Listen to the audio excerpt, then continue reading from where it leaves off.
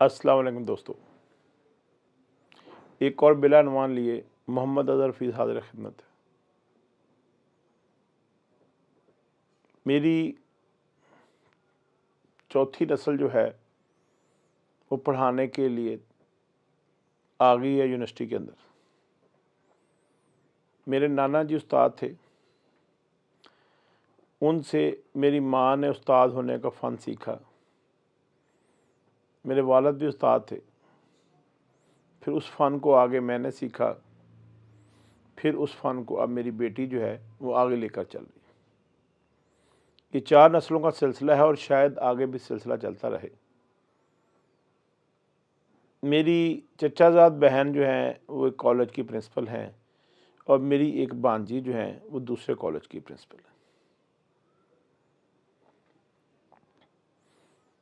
उस्ताद का रुतबा अहादीस में भी सुना, कुरान में भी सुना। कुछ दिन पहले डॉक्टर फ़रूक आदिल की किताब की रूनुमाई थी, वहाँ पे एक साहिब इल्म ने बताया कि अल्लाह बारी ताला को 2 लोग बहुत पसंद हैं, एक उस्ताद और एक तालिब इल्म। मेरा दिल और बड़ा हो गया कि चलो यार हम उस्ताद हैं। मेरी वालदा जब मुझे सुलाती थीं तो मुझे इज़्ज़त व तकरीम की बातें सुनाती थीं कि कैसे उस्तादों के लिए बादशाहों के शहज़ादे जूते सीधे किया करते थे। जब मैं उस्ताद बना 94 में मैंने पहली क्लास पढ़ाई। आज मुझे 29 साल हो गए पढ़ाते हुए। मुझे अल्लाह ने बहुत अच्छे उस्ताद दिए। हमने सब की हमेशा इज़्ज़त व तकरीम की, लेकिन दिल थोड़ा सा दुखा हुआ है कि एक बादशाह के बेटे उस्तादों के जूते सीधे करते थे और आजकल के बादशाहों के बेटे उस्ताज़ा पर जूते उठाते। गवर्नमेंट ऑफ पंजाब उस्ताज़ा के लिए सख्त इक़दामात कर रही है। वो शागिर्द जिन्होंने उस्तादों से पढ़ा, वो उस्तादों पर लाठी चार्ज कर रहे हैं, उन पर जूते उठा रहे हैं, उनको चपेड़े मार रहे हैं। क्या आपके उस्ताद ने आपके साथ ऐसा सलूक किया? वो तो हमेशा बाप की तरह आपको पढ़ाता रहा।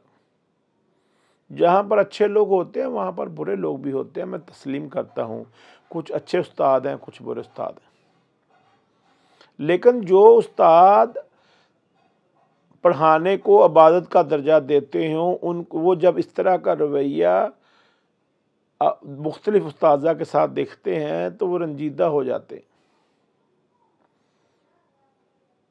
किसी भी कौम की बदहाली का सबसे बुरा नमूना ये है कि उसके उस्तादों के साथ ऐसा सलूक किया जाए। पता चला उस्ताज़ा की लीव एनकैशमेंट बंद कर दी गई है, उनकी पेंशन बंद करने के मामला चल रहे हैं, उनके जीपी फंड के मामला चल रहे हैं। मैं इस सिलसिले को थोड़ा सा वाज़े कर दूं कि ये पेंशन और जीपी फंड ज़रूरी क्यों है। मेरी जो शरीक हयात हैं 9th या 10th की स्टूडेंट थी, जब उनके वालिद साहब का इंतकाल हुआ, वालिद साहब स्टेट बैंक में थे। उनकी वफ़ात के बाद उनके बेटे को उनकी जगह पर जॉब मिल गई और उसके अलावा भी जब तक जॉब नहीं मिली उनकी वालदा को उनकी पेंशन आती थी, उनका जो ग्रेजुएटी फ़ंड था, जीपी फ़ंड वगैरह वो मिला, तो उनकी ज़िंदगी में आसानी हुई, उन्हें किसी से हेल्प लेने की ज़रूरत नहीं पड़ी। मेरी शादी को 25वां साल होने वाला है, अप्रैल में 25 साल हो जाएंगे। इन 25 सालों में मेरी शरीक हयात हर मुश्किल वक़्त में, हर आसानी में, हर खुशी में मेरे साथ खड़ी हुई। उसने मेरे वालिदैन की अपने वालिदैन समझकर खिदमत की, अल्लाह उसे जज़ाए खैर दे। उसने मुझे सिर्फ़ ज़िंदगी में एक ख्वाहिश की, वो ये थी कि आप सरकारी जॉब कर लें।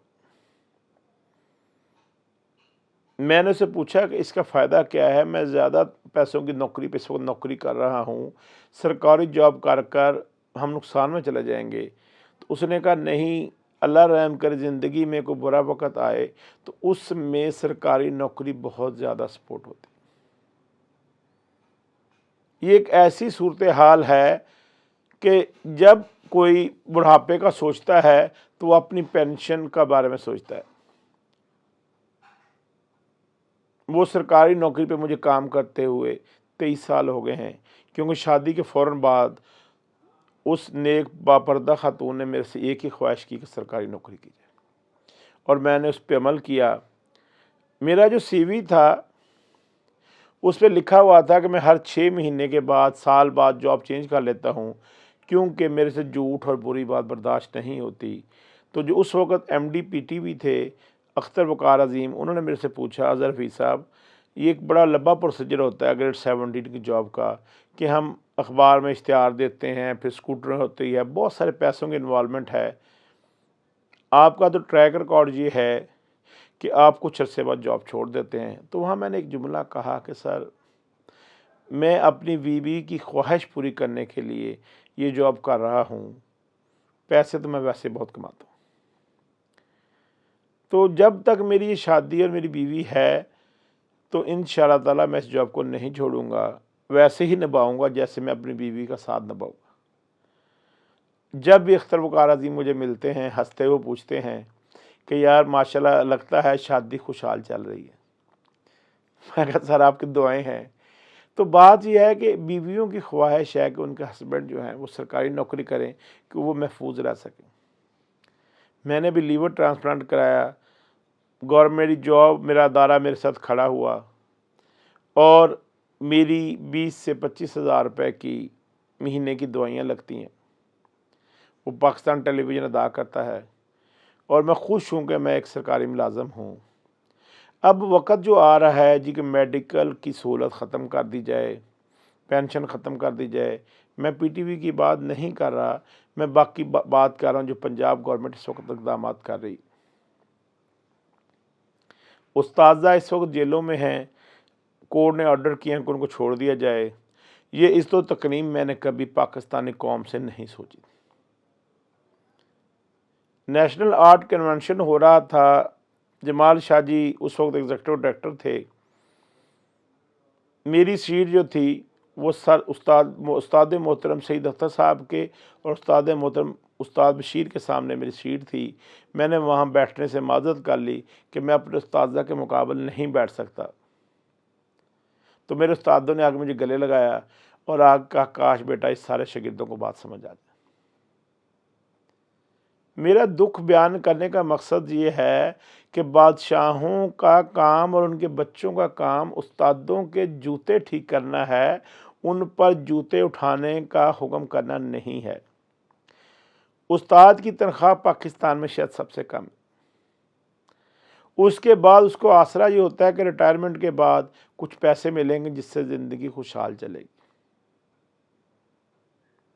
मेरे उस्ताद मोहतरम हैं जो मुझे 5वीं तक पढ़ाते रहे, उस्ताद इलियास साहब, और उनकी ज़ौजा मोहतरमा, दोनों उस्ताद थे।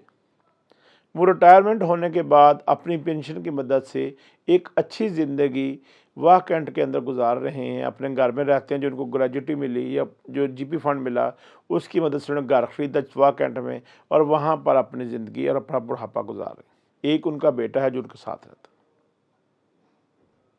बात यह है कि जिन उस्तादों ने सारी ज़िंदगी पढ़ाने में गुजार दी, आप उनकी लीव इनकैशमेंट बंद कर रहे हैं, उनका GP फंड बंद कर रहे हैं, उनकी पेंशन बंद कर रहे हैं। थोड़ा सा सोचिए कि वो आगे ज़िंदगी कैसे गुजारेंगे।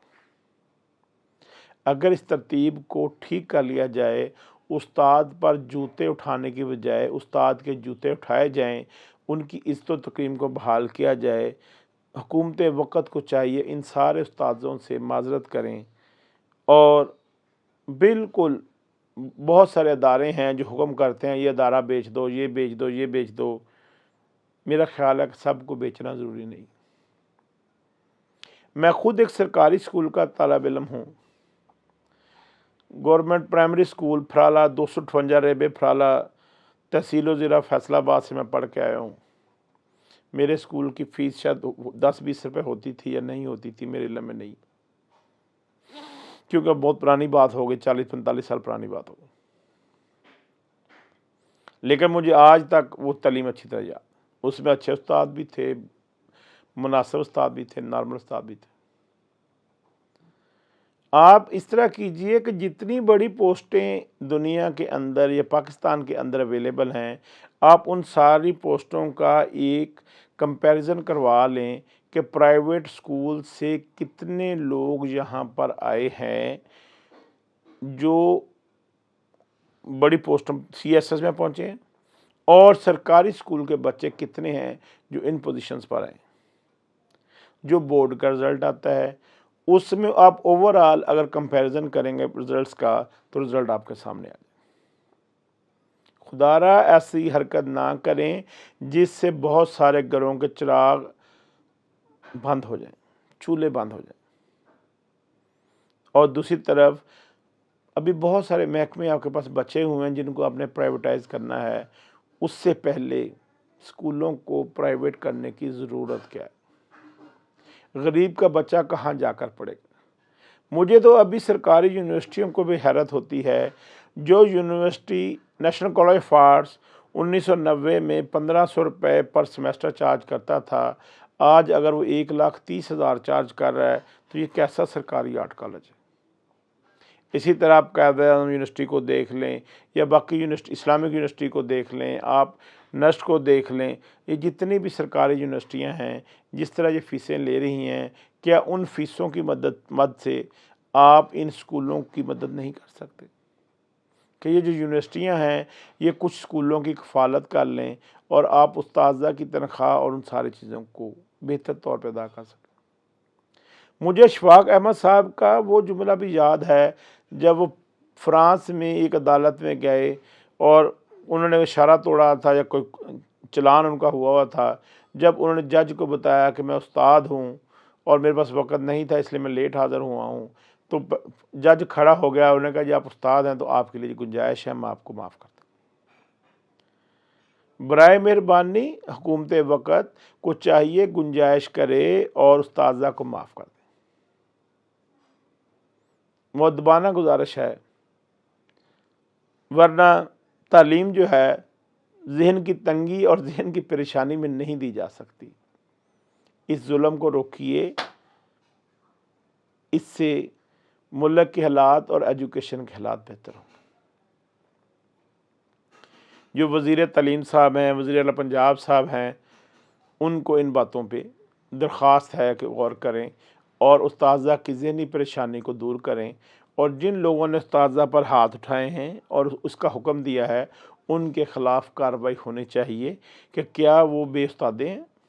اگر آپ گاڑی کسی کو جاتے دیکھیں کہ وہ زگ زیگ چلا رہا ہو، کسی کو بات کرنے کی تمیز نہ ہو، تو لوگ نارملی کہتے ہیں یہ بے استادہ ہے۔ مجھے لگتا ہے یہ جو بیچارے جنہوں نے ظلم کیا استادہ کے ساتھ یہ بے استادے ہیں۔ اگر ایسا ہوا تو میں اپنی 5ویں نسل کو منع کر دوں گا وہ پڑھانے کے کام میں نہ آئے، اس میں اب عزت نہیں رہی۔ مجھے کوئی شکوہ نہیں اپنے طلباء سے، اپنی مینجمنٹ سے یا لوگوں سے۔ میں بہت سارے لوگوں کو پڑھانے کے لیے پاکستان کی 30 مختلف یونیورسٹی میں جاتا ہوں، پاکستان ٹیلی ویژن اکیڈمی میں بھی پڑھاتا ہوں۔ مجھے ہمیشہ اچھے استاد، اچھے شاگرد اور اچھی مینجمنٹ ملی۔ میں کوشش کرتا ہوں بہت دل سے پڑھاؤں۔ میری بیٹیاں پڑھانا جاتی ہے یونیورسٹی آف سرگودا کے کیمپس میں، اور جب واپس آتی ہے تو کھانا کھانا سے پہلے اس نے اگلے دن کی تیاری کرنی ہوتی ہے، کیونکہ اس نے اپنی ماں کو، اپنے باپ کو، اپنی دادی کو اسی حالت میں دیکھا۔ تو کوشش کیجئے استادوں کی محنت کو جاری رکھنے کا بہانہ رہنے دیں، آپ کی مہربانی ہوگی۔ سلامت رہیں، خوش رہیں، اور باقی محکموں کی طرف غور کریں جن کو بیچنا ہے۔ فی الحال ایجوکیشن سیکٹر کو معاف کر دیجیے۔ دیکھتے رہیے میرے چینل کو، سبسکرائب کیجئے، اور میرے سارے استاد جنہوں نے مجھے پڑھایا ہے اور میرے طالب علم جنہوں نے میرے سے پڑھا ہے، سب کو السلام علیکم۔